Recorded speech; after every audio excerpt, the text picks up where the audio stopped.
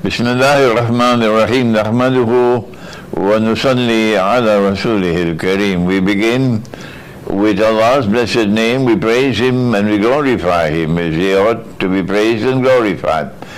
And we pray for peace and for blessings on all His noble messengers, including the last of them all, the blessed Prophet Muhammad sallallahu ta'ala alayhi wa sallam, as we greet you from the city of Kuala Lumpur in Malaysia on this the 9th day of the month of Safar in the year 1446 with Assalamu alaikum wa rahmatullahi wa barakatuh. This is my last video being recorded before I depart tomorrow, inshallah, for Indonesia, after having spent more than 2 months in Malaysia, very, very active months. And this video is entitled Gaza, the Way Forward, Part 2. In Part 1, we have dwelt on Gog and Magog, those who control power in Israel today, who are perpetrating what increasingly appears to be a genocide of the Palestinian people, are Gog and Magog, and those who control power in the modern Western world are also the same Gog and Magog. And I don't like to use the term Hamas. I prefer to use the term the authentic Islamic resistance, but it seems as though I have to use the term Hamas for reasons I don't need to explain. Hamas, if they are to survive in the future, and that is a question mark now whether Hamas would survive, it depends upon whether or not Hamas are willing to accept that the enemy that they face, Gog and Magog, is an enemy which they cannot defeat. They can only checkmate that enemy the way that Zulkarnain checkmated them, and Russia is going to checkmate Gog and Magog a second time. The second of the two currents is coming now. If Hamas were to adopt this position, then their strategy would be different from what they adopted last October. And that brings us to the second video now on Gaza, the Way Forward. Surah Al-Kahf of the Quran has given us the mother of all warnings concerning the difference between appearance and reality in the end time. And it is there in the encounter between Khidr alayhi salam and Musa. On 3 occasions, conventional Islamic scholarship was wrong. Number 1, the boat. Number 2, the boy. And number 3, the wall. On all 3 occasions, the action of Khidr alayhi salam was something perceived to be negative. This is conventional Islamic scholarship. But the penetrative Islamic scholarship of Khidr alayhi salam, which penetrates the internal reality of things, delivered a different verdict, and that is that his response was appropriate and correct, because appearance and reality differed from each other. And this is the mother of all warning, that in Akhiru Zaman events will occur, and if we were to determine our understanding of the event on the basis of its external appearance, we can be mistaken that it is not the external appearance, but rather the internal reality which will give us the proper understanding of the event. I cannot reaffirm this more than I'm doing now, and it's there in my book entitled Surah Al-Kahf on the Modern Age. The schoolboys who follow Satan, the shayateen amongst us, will jump up on a table and start screaming conspiracies, conspiracy theory, but you cannot refute the Quran with such nonsense. Rather, it is a very serious subject when appearance and reality differ with each other, and schoolboys looking only at the appearance of things are deceived because they cannot penetrate the reality. And it takes some time to be able to penetrate the reality of things. And what happened last October with Hamas, which is launching this phenomenal attack on Israel, which by external appearances caught Israel by surprise. And that was the external appearance. The reality was otherwise. This event that took place last October, 6 months or more ago, it took me by surprise as well. And it took some time for me to be able to penetrate the internal reality of the event. If it was Sulaiman alayhi salam, the prophet King Solomon, with like an instant and he would be able to penetrate reality, but not Imran. So now I understand that what happened last October was that a trap was set for Hamas, in the same way that the trap was set for Saddam Hussein when he attacked Kuwait. And Saddam Hussein was too innocent to be able to read and understand the trap, and he walked into the trap, and they got a chance to then respond and to destroy Iraq the way they did. And that destruction is still continuing up to now. Similarly, with Gaza, I now realize, and of course there are many schoolboys who will jump up on the table and start shouting conspiracy theory, but they're a waste of time. We don't have to bother about them. I now realize that the trap was set for Hamas, and it was set jointly by Israel and by Saudi Arabia. 25 years ago, I used to say that Saudi Arabia and Israel were sisters. I now realize I was wrong.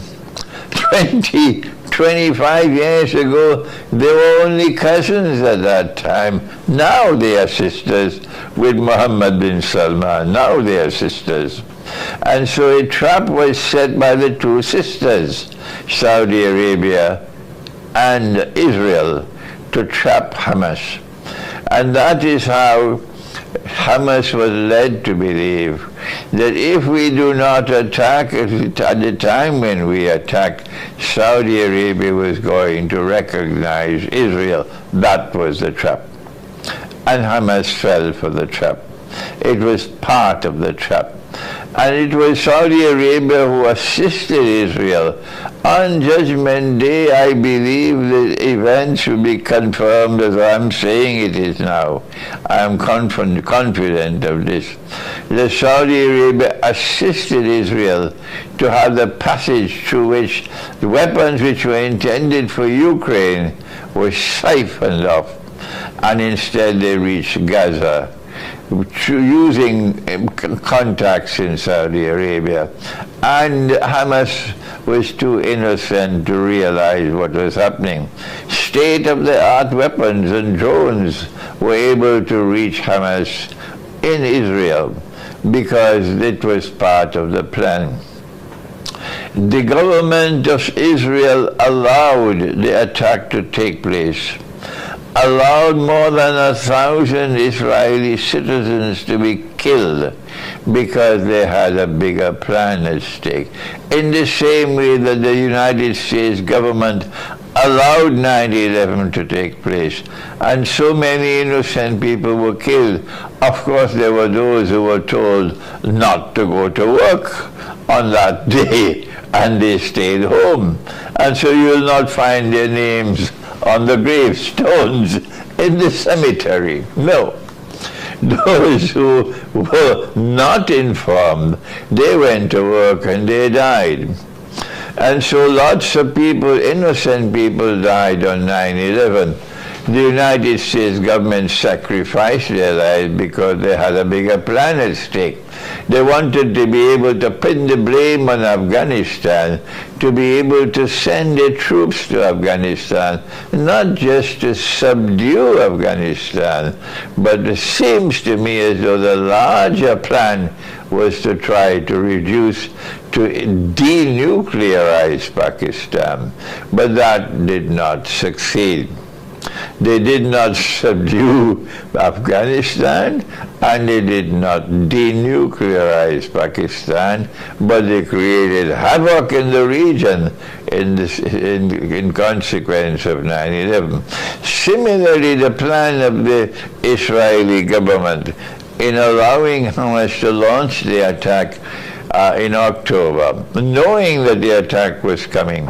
They were warned that the attack was coming, and they allowed it to take place, just as the U.S. government did, in order that their plan could unfold. What was the plan? Why did they allow Hamas to launch that attack? Why did they allow the weapons to get into Gaza with which the attack was launched? And why did they allow the attack to be launched and 1,000 or more Israeli citizens to be killed?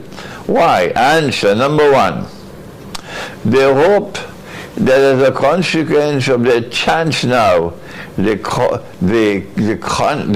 implications of the attack that launched by Hamas was that they would now be able to respond and do things to Hamas and to the Palestinians which otherwise could not be done, because public opinion would not allow it.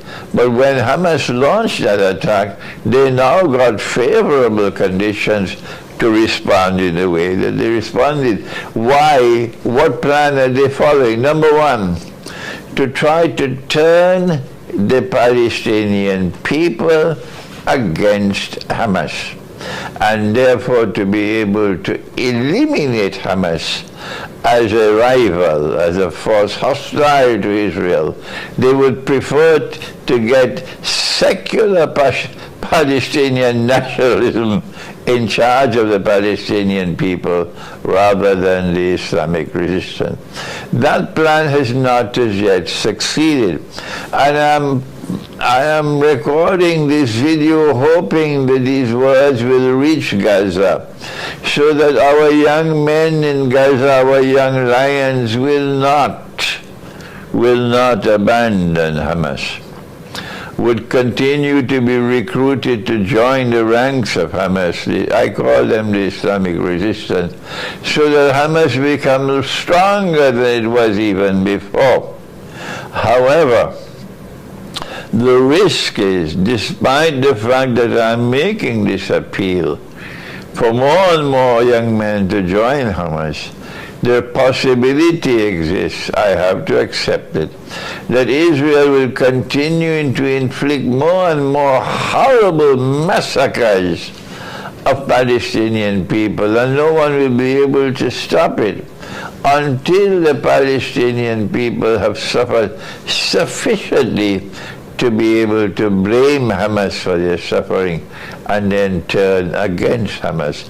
That would be Israel's first success.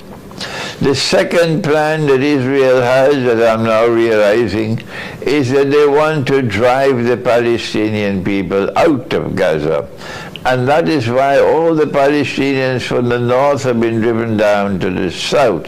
And as they're being driven out, Israel is destroying all the buildings. So the place becomes uninhabitable.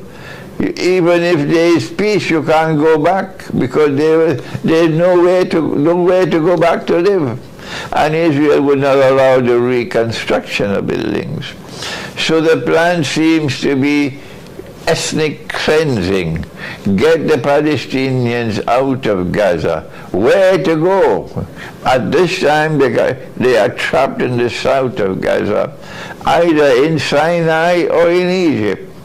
And if the bloodbath continues sufficiently, then the barriers might break one day, and the Palestinians are going to flow out of Gaza, and there'll be no one to stop it. Egypt won't be able to stop it. The Egyptian armed forces will not obey the government to prevent the people who are suffering beyond endurance from escaping from further suffering. The third plan, this is number one, to get Gaza, the people of Palestine, of Gaza, to turn away from Hamas, to remove Hamas as a force from Gaza. Number two, to get the Palestinians out of Gaza, so eventually Gaza will become peopled by Jews and become a part of Greater Israel. And number three, the massacre, continuing massacre of Muslims and Christians in Gaza will eventually reach such a terrible state that Hezbollah will not be able to restrain itself and open a second front against Israel. If Hezbollah were to open that front against Israel, then even in my first response, way back in October, I said that will open the door for Israel to reach Tehran and to attack the Iranian nuclear installations. If Israel does not succeed in destroying them completely, Israel would at least be able to effect sufficient destruction of Iranian's nuclear installation to be able to ensure that Iran does not pose any immediate threat to Israel. I think these are the three objectives that Israel is pursuing in its bloodbath in Gaza. And if Allah subhanahu wa ta'ala is on the side of those who are believers, then it is not just by praying to Allah that we survive, but by following the guidance in the Quran, which I've given in Gaza, the Way Forward, Part 1, and that is that you have to respond to Gog and Magog in the way that Dhul-Qarnayn did. Thank you. Wassalamu alaikum wa rahmatullahi wa barakatuh.